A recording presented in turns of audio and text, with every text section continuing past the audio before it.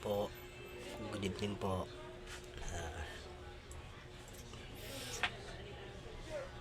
Muli po kasi yung humingi ng tulong, konsiderasyon po sa mga sumusuporta po sa akin. Totoo po, hindi po gano'n mapag-concentrate sa paggawa ng mga plan para pagbigay sa inyo ng araw-araw na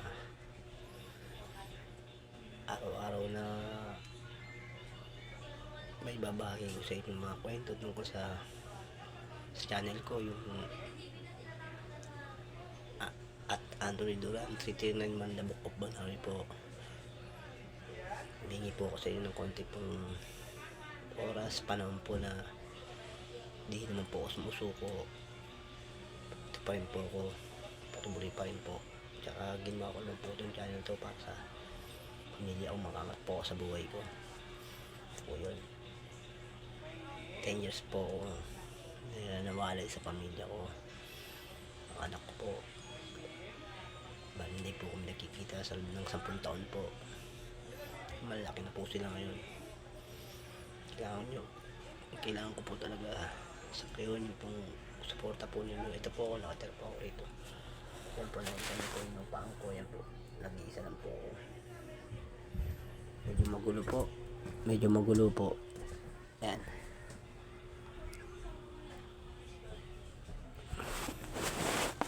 Apat po ang anak ko, 3 babae, kasi lalaki po.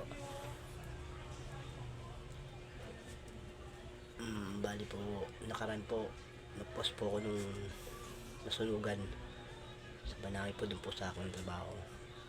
Bali, babalikan ko po yun. Tayo nyo lang po. Babalikan ko po yun kung ano po nangyari ron. Nasunugan po ng nakaraan sa aking trabaho po. So, huwag nyo pong kalilim, huwag nyo po sanang bubol sa isipan nyo. Abangan at supportan nyo po ako sa mga vlog ko po dito po sa at Anthony Duran 3391 po, The Book of Banawi. Sasabihan ko magkano po kinita ko na, napakalit lang po. Ito po yung kinita ko ngayon.